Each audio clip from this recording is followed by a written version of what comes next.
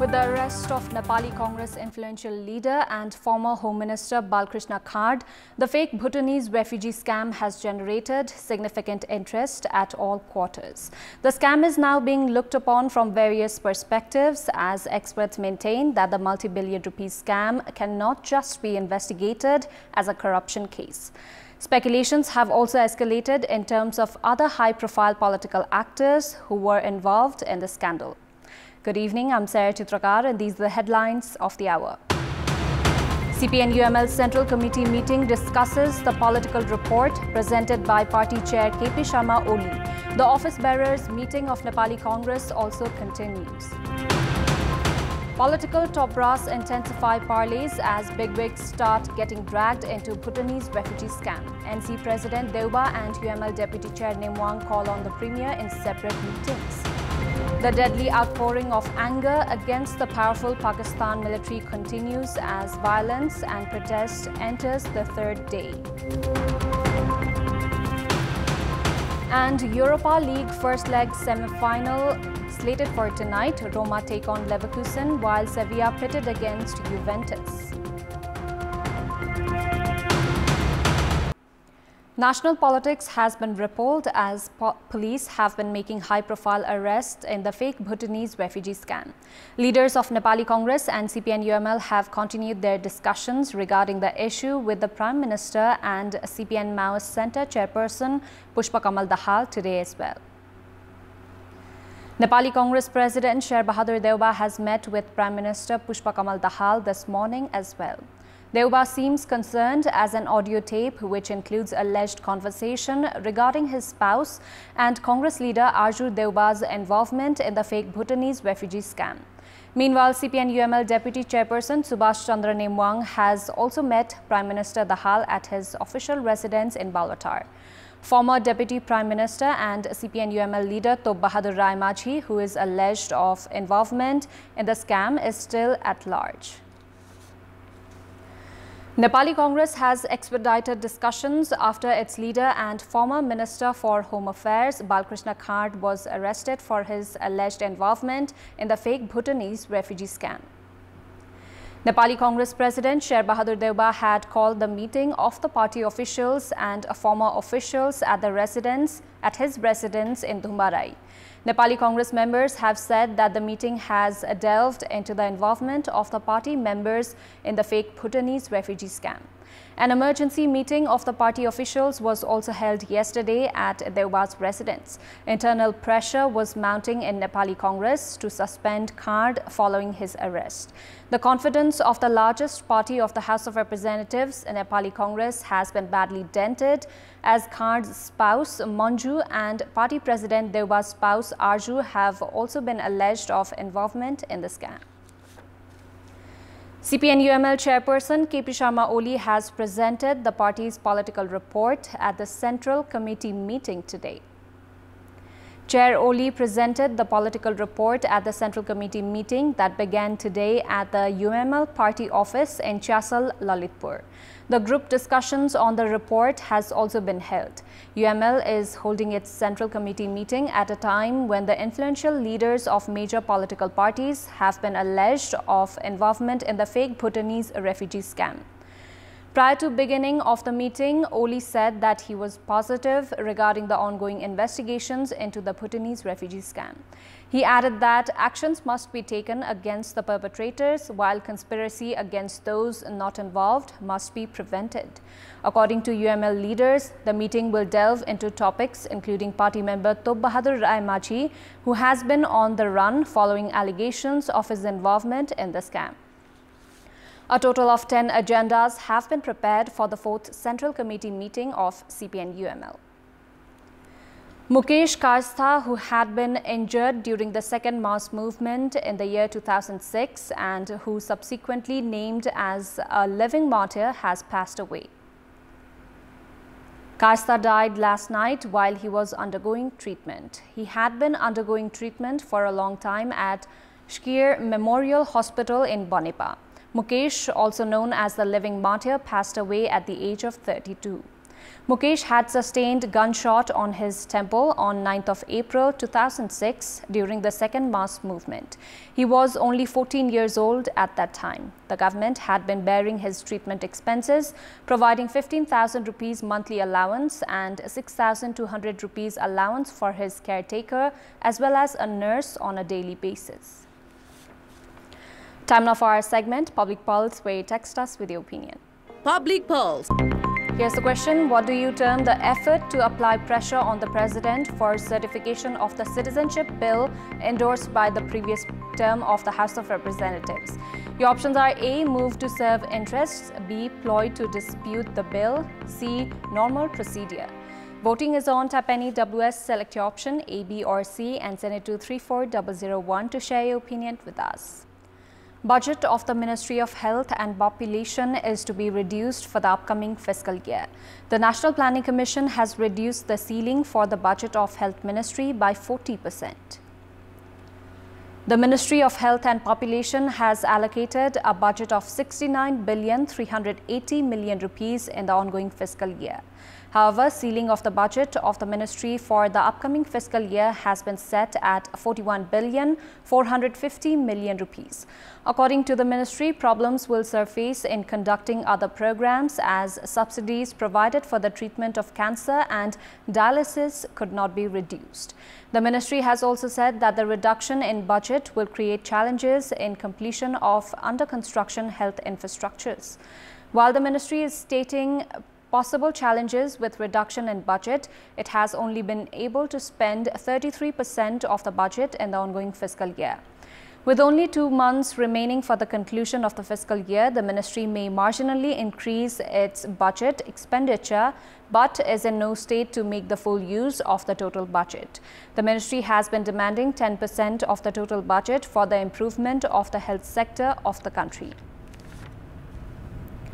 Nepal Airlines Corporation is to procure 2 large aircrafts to ensure reliability of the domestic flights. The national flag carrier, which has been conducting only the international and rural flights, is to procure 2 large aircrafts to hold inter-province flights. A meeting of the management group of the corporation held on the 9th of May has formed a 9-member subcommittee led by senior captain Sudhir Samachar. The entity is to furnish a modality for the procurement of the aircrafts within 3 weeks. Prior to this, the corporation had formed another subcommittee on the 17th of April for the procurement of 3 twin-otter aircrafts to increase efficiency of the rural flights. While the corporation is to procure the twin-otter aircrafts with its internal sources, it is preparing to take loans for the large aircrafts. The number of farmers involved in tobacco farming has increased in Tarai districts. More farmers have been attracted to tobacco farming as the price of tobacco used by cigarette factories as raw material has increased by 20%. Tobacco is harvested in Parsa, Bara, Rotahat, Sarahi, Dhanusha, Siraha and Nawalparasi. The attraction of farmers towards tobacco, a cash crop, has increased as cigarette factories provide seedlings at subsidized rates along with technical support while making timely payments. Tobacco is planted over 900 hectares of land in the 6 Tarai districts. According to the Agriculture Knowledge Center, Parsa, more than 5,000 farmers are involved in tobacco farming. Tobacco is harvested in a period of 3 months, after which the farmers provide them to cigarette factories after basic processing. The dead body of Chimi Soma Thapa, who had gone missing in the avalanche in Vyas Rural Municipality, Darchula, has been recovered after 9 days. Darchula police have informed that the dead body of 15-year-old Thapa of Darayal Rural Municipality in Doti and who had gone to collect Yarchagumba was found late last night. The dead bodies of all 5 individuals who had been buried in the avalanche has now been recovered. Police said that Thapa's body was found around 200 meters below from the area where the other 4 bodies were recovered. The information officer of District Police Administration, Gyanendra Bahadur Singh, said that Thapa's body is being brought to the district headquarters, Khalanga, through the Indian route. 5 individuals had gone missing in the avalanche that occurred on the 2nd of May, while 7 others were able to protect themselves by escaping. One of the 10 individuals who were dousing the fire that broke out in Malaya Community Forest in Atbis Rural Municipality, Atbis Municipality of Dolakha, has passed away. Bhairav Vishwakarma, who had been injured while making efforts to put out the fire that broke out during the construction of a road in Singasain of Atbis Municipality in Dolakha under the Prime Minister Employment Program, has died. Preparations have been made to bring another critically injured Nabin Vishwakarma to Kathmandu for additional treatment. The remaining 8 individuals are undergoing treatment in Nepalganj. Of them, 4 are being treated at the Bheri Hospital and 4 others are receiving treatment at the Nepalganj nursing home. Time now for international update. Around 1,400 security officers at Britain's biggest airport, Heathrow, walked out in a dispute over pay from Tuesday to Wednesday, the latest in a series of strike actions by staff who are demanding significantly better pay and improved working conditions. Dozens gathered at a roundabout close to the London-based airport, chanting slogans while waving flags of the strike organizer, the Labour Union Unite, as they called for higher pay.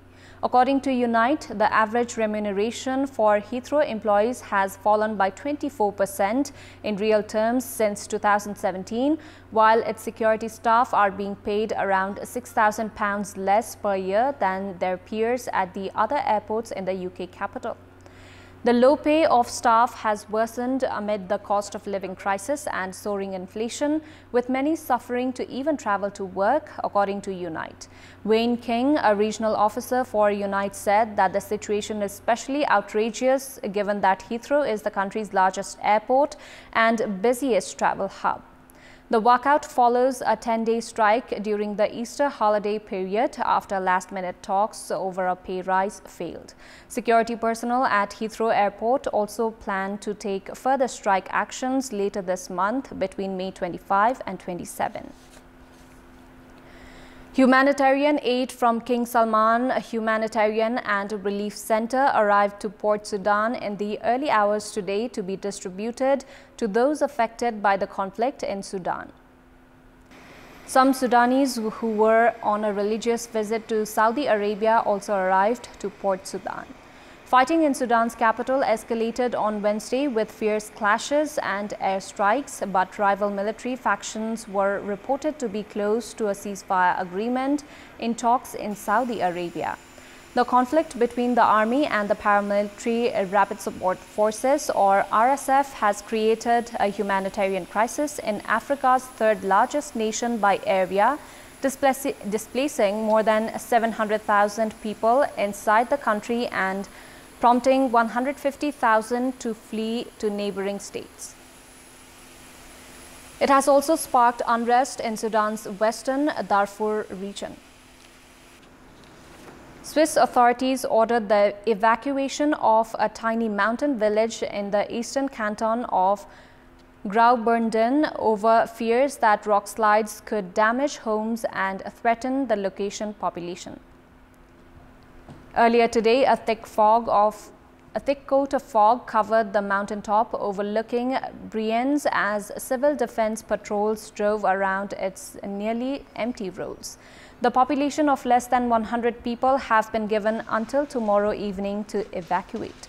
Some areas were cordoned off with yellow warning signs in 5 languages that read, "Attention, rockfall." Dog lovers gathered in San Diego, California to enter their pooches in the annual Puppy Prom. Lots of pampered pets dressed in glamorous outfits and sparkly costumes gathered to determine who was best dressed in the gala show.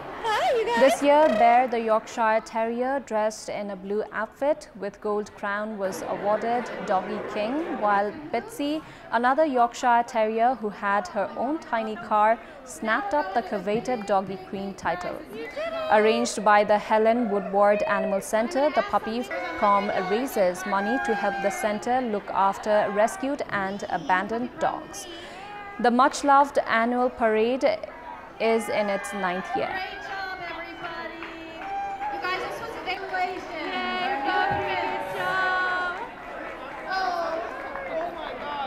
That's all for the moment. Our next English bulletin will be at 10:30 tonight. Thank you for watching. Bye for now.